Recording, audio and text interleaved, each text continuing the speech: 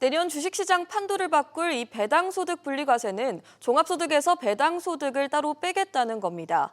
이 최고세율을 정부와 여당이 완화하기로 의견을 모았습니다.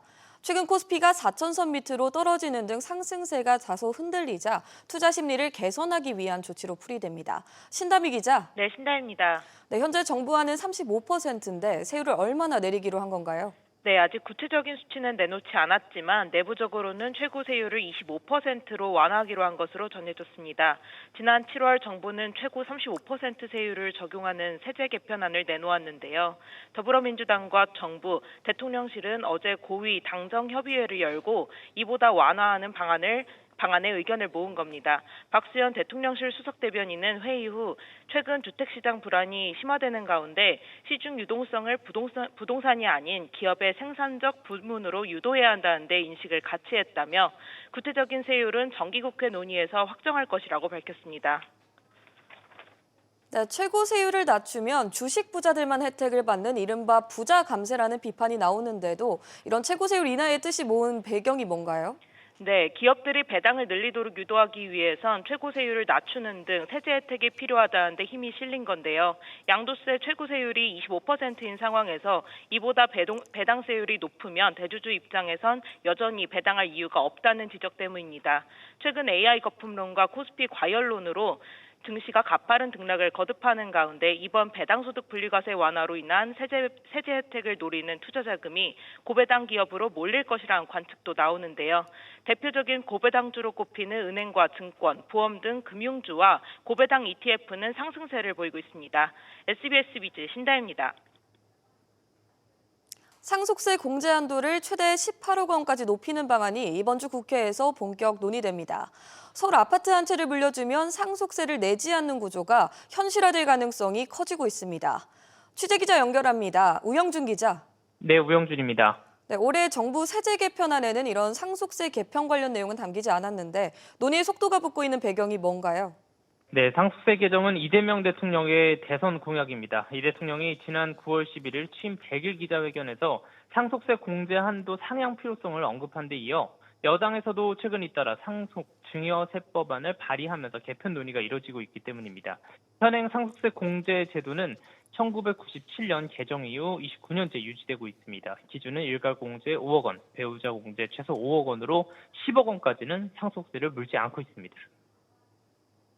그럼 구체적으로 상속세 기준 금액 얼마까지 공제되는 안이 거론되고 있는 거죠? 네, 개편안은 일가 공제를 5억 원에서 7억 원에서 8억 원으로 또 배우자 공제를 최소 5억 원에서 10억 원으로 높여서 약 18억 원 상당의 재산을 물려받아도 상속세를 0원으로 하는 방안이 검토되고 있습니다. 이는 이 대통령이 취임 100일 때 언급한 개편 방향과 같습니다. 현재 정일영 민주당 의원이 일가 공제를 5억 원에서 7억 원으로, 배우자 공제를 최소 5억 원에서 10억 원으로 각각 상향 조정하는 내용의 상속세법 개정안을 지난주 대표 발의하기도 했는데요. 이와 함께 동거주택 상속공제를 확대하는 방안도 비중 있게 논의될 것으로 보입니다. 특히 내년 6월 지방선거를 앞둔 만큼 정쟁 중인 여야도 상속세 감세엔 의기투합할 거란 관측이 나옵니다. 연내 개정이 이루면 내년부터 적용될 것으로 보입니다. SBS 비즈 우영준입니다. 청약통장 가입자가 3년 넘게 줄며 청약통장 무용론이 다시 고개를 들고 있습니다. 분양 가격이 급등한 데다 대출 규제에 따른 자금 마련이 어려워진 이유로 풀이되는데요. 취재기자 연결합니다. 박연신 기자. 네, 박연신입니다. 네, 청약통장 가입자가 계속 줄고 있는데 이 감소 추세부터 설명해 주시죠. 네, 한국부동산원 청약홈에 따르면 지난 9월 기준 청약통장 가입자는 2,634만 9천여 명으로 올해 들어 가장 낮은 수준을 기록했습니다. 청약통장 가입자는 집값 조정이 본격화되기 직전인 지난 2022년 6월 약 2,860만 명에서 올해 2월에는 2,643만 명대로 떨어졌고 이후에도 감소세가 이어졌습니다. 정부가 통장금리를 세 차례 인상하고 미성년자 인정기간 확대나 소득공제 상향 등 다양한 혜택을 내놨지만 가입자 감소를 막기에는 역부족이었습니다. 올 들어 가입자가 증가한 달은 3월과 8월 단 두 차례뿐이고 9월에도 2만 3천 명 넘게 줄면서 감소폭이 다시 커졌습니다. 결국 2022년 6월과 비교하면 약 225만 명이 이탈한 셈입니다. 네, 이렇게 줄어든 이유는 뭐고 또 앞으로 가입자 수 추이는 어떻게 될 것으로 보이나요?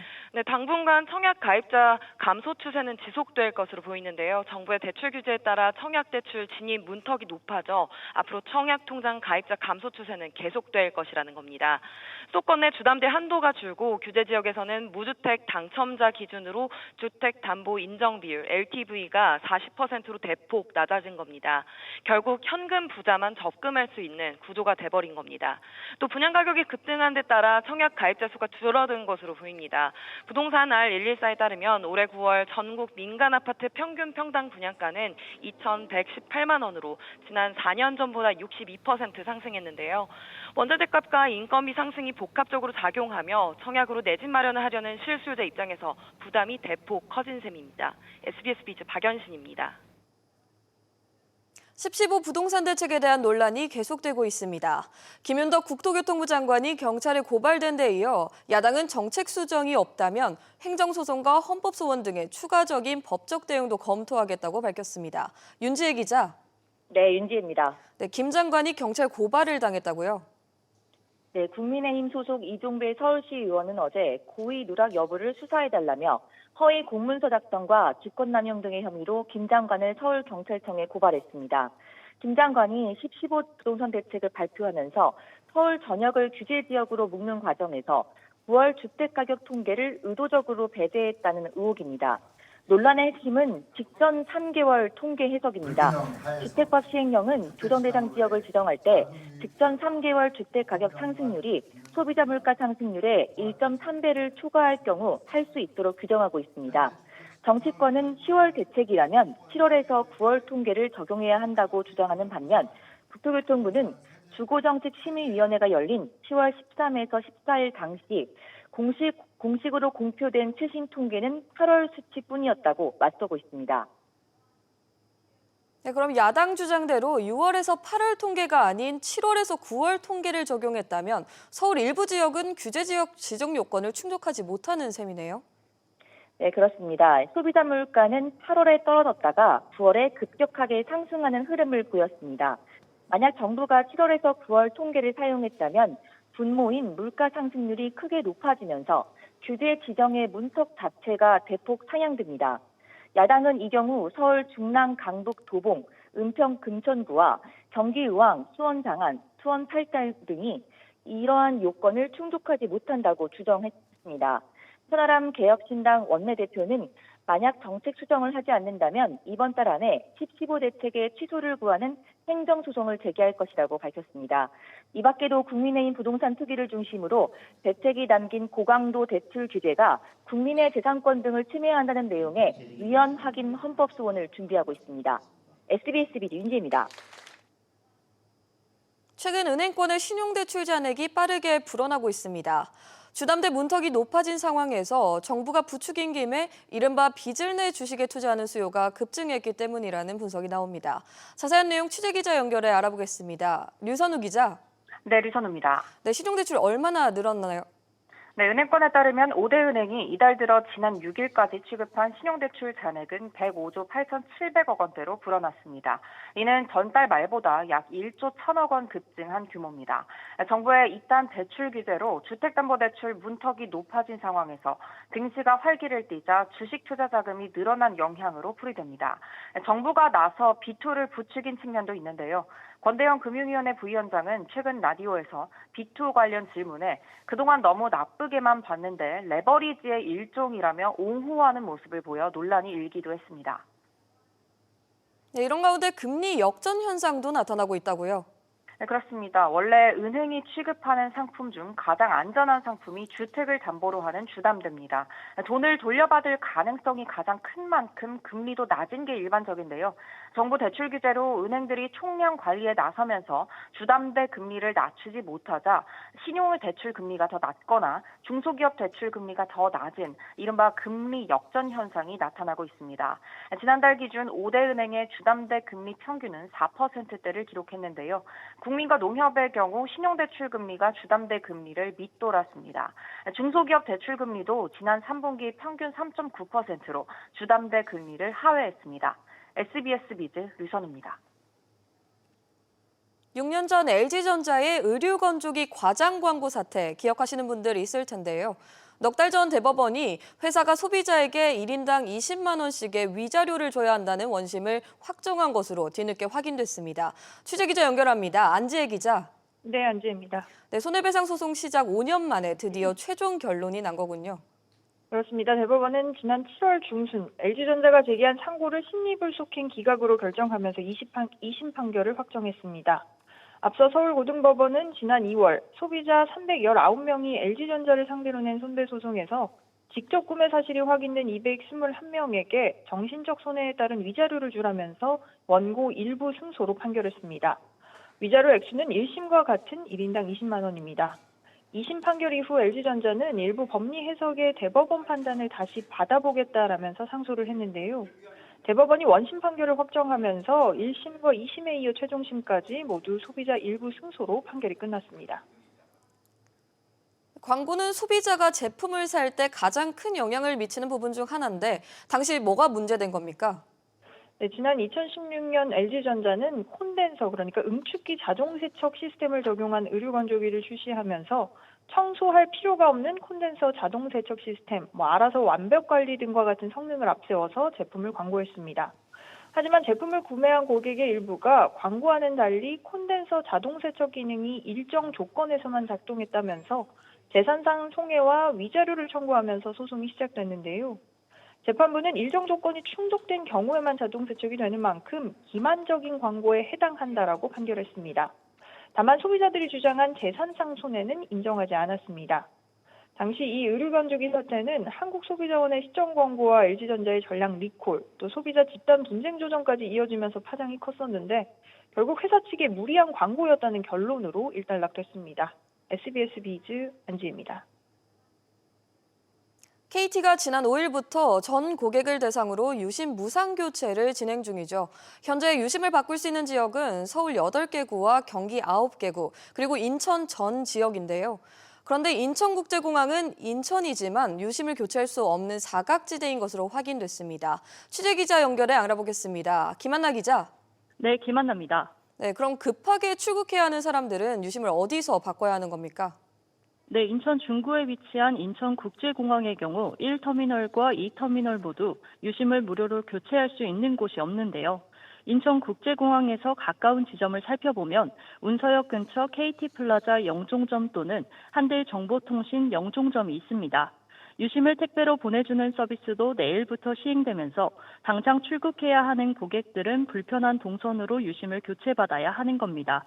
해킹 사태 후속 조치로 SK텔레콤도 지난 4월 전 고객 무상 유심 교체를 진행했는데 인천국제공항 역시 포함시켰습니다. 문제는 이번 해킹을 통한 추가 피해 가능성이 제기되고 있다는 점이죠. 네, 그렇습니다. 민관합동조사단은 KT의 무단 소액 결제 사태에 사용된 불법 초소형 기지국을 통해 전송되는 정보를 해커가 가로채는 것이 기술적으로 가능하다는 점을 확인했습니다. 문자와 음성통화 등 일반 데이터에도 해커가 접근했을 가능성이 커진 겁니다. 이에 개인 통화와 문자 내용이 수집돼 사생활 침해와 개인정보 악용으로 이어질 수 있다는 우려가 제기되고 있습니다. KT는 이번 해킹 사태로 단말기 고유 식별번호 등 여러 개인정보가 유출되기도 했는데요. 다만 아직 휴대전화 불법 복제에 필요한 유심키 유출은 확인되지 않으면서 복제폰 우려에 대해선 선을 긋고 있습니다. SBS 비즈 김한나입니다. 유명 치킨 프랜차이즈 굽네치킨이 점주들에게 과도한 경업금지를 강요해오다 공정거래위원회 제재를 받았습니다. 굽네와의 가맹 계약이 끝나도 1년간은 아예 치킨집을 열지 못하도록 한 건데요. 취재기자 연결해 알아보겠습니다. 신채영 기자. 네, 신채원입니다. 네, 구체적으로 문제가 된 내용 짚어주시죠. 네, 공정위에 따르면 굽네치킨을 운영하는 GM푸드는 점주들과의 가맹 계약에서 계약이 종료된 이후에도 1년간 경업을 금지한다는 조항을 명시한 걸로 나타났습니다. 굽네 간판을 내린 뒤 1년 동안은 다른 치킨집도 운영해서는 안 된다는 얘기인데요. 이 같은 불공정 가맹 계약은 지난 2017년부터 지난해까지 7년 동안 지속됐습니다. 공정위 관계자는 경업금지는 영업비밀 유지를 위한 것이고 사안이나 업종에 따라 기준이 다르지만 굽네처럼 계약 종료 이후에도 경업금지를 요구하는 경우는 흔치 않다고 설명했습니다. 다만 공정위는 국내가 잦은 시정한 점을 고려해 지난달 가맹사업법 위반으로 경고 처분만 내렸습니다. BHC와 BBQ 등 다른 주요 치킨 프랜차이즈의 경우 가맹계약 기간 중에만 경업을 금지하고 있습니다. 네, 그런데 국내 치킨 다른 혐의로도 공정위 조사를 받고 있는 상황이죠. 네, 그렇습니다. 공정위는 지난해 3월부터 국내가 가맹점주 동의 없이 필수 품목을 과도하게 지정하거나 판촉 행사 비용을 전가하는 등의 행위를 했는지 조사하고 있습니다. 공정위는 아직 조사가 진행 중이고 거의 마무리 단계라고 설명했습니다. 아울러 공정위는 국내가 오너일가의 회사에 일감을 몰아줘 경영권을 편법 승계하고 있다는 의혹과 관련해서도 조사 중인 걸로 전해졌습니다. SBS 비즈 신채원입니다. 건강보험 중 비급여 과잉 진료를 받으면 진료비의 95%를 본인이 부담하게 하는 방안이 본격 추진됩니다. 불필요한 도수 치료를 매일 받는 경우 등을 막기 위해 관리급여 대상을 지정할 계획인데요. 취재기자 연결합니다. 정광윤 기자. 네, 정광윤입니다. 네, 구체적으로 어떻게 바뀐다는 겁니까? 정부는 그간 건강보험 지원이 안 됐던 비급여 진료 가운데 일부를 관리급여로 지정해 감독하는 방안을 추진 중입니다. 과잉 진료를 받는 환자는 설령 실손보험이 있어도 진료비의 95%를 본인이 부담하게 해서 병원 쇼핑을 막겠다는 건데요. 도수치료, 체외충격파 등이 지정될 것으로 예상됩니다. 이렇게 되면 진료비가 총 10만 원이 나올 경우 9만 5천 원까지 고스란히 납부해야 합니다. 보건복지부는 오는 14일 비급여 관리 정책 협의체 회의를 열고 구체적인 관리급여 대상 선정을 위한 기준을 정할 예정입니다. 그런데 비급여면 지원이 안 돼서 어차피 건보재정처럼 나랏돈이 나가는 것도 아닌데 이 규제하겠다는 이유가 뭡니까? 비급여 진료비 상승으로 전반적인 실손보험료가 상승하는 문제와 함께 비급여로 쉽게 돈 벌 수 있는 진료과에 의사 쏠림 현상이 나타나고 있기 때문입니다.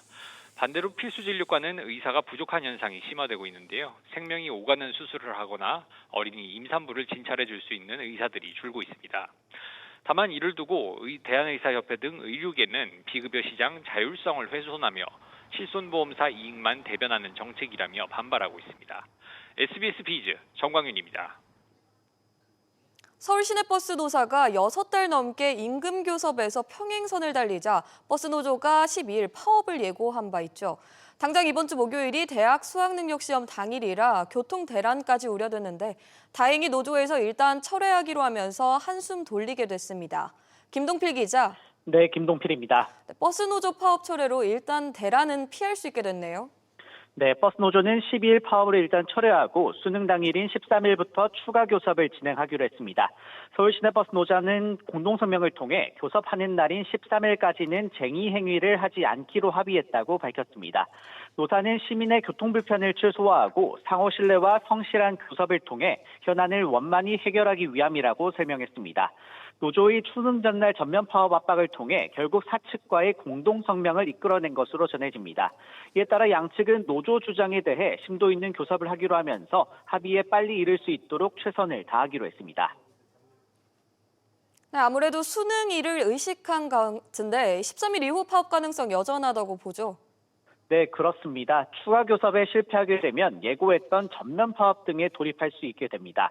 노사는 통상임금과 임금체계 개편 문제를 두고 지난 6개월간 첨예하게 임금 단체 협약을 진행하고 있는데요.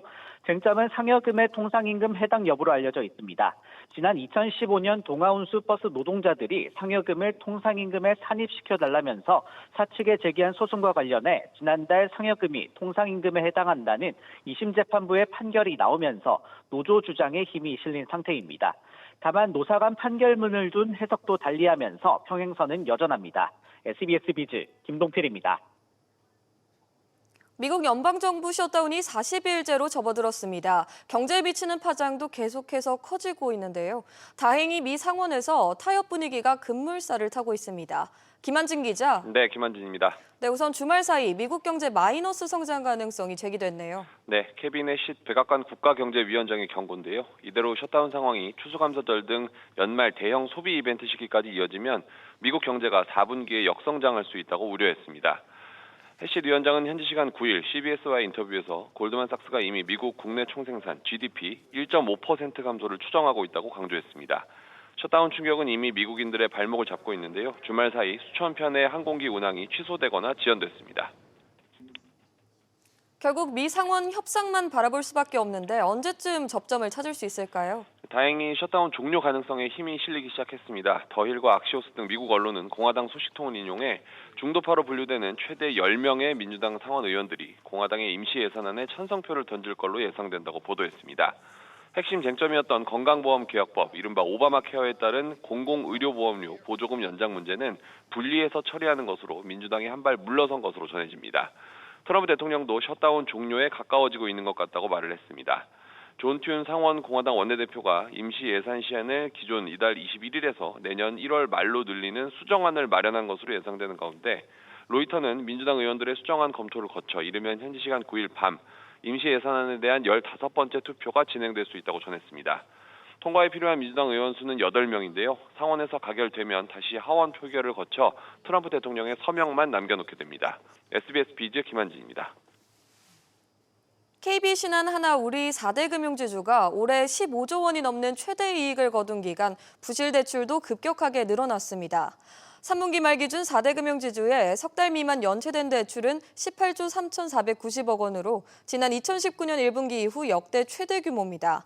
반면 부실을 감당할 수 있는 능력인 NPL 커버리지 비율은 123.1%로 역대 최저 수준까지 떨어졌습니다. 현행법상 형사처벌 대상이 되는 기업 행위가 8,000개 이상인 것으로 집계됐습니다. 한국경제인협회는 경제법률 형벌 조항을 전수조사한 결과 모두 8,403개의 법 위반 행위가 집계됐다고 밝혔습니다.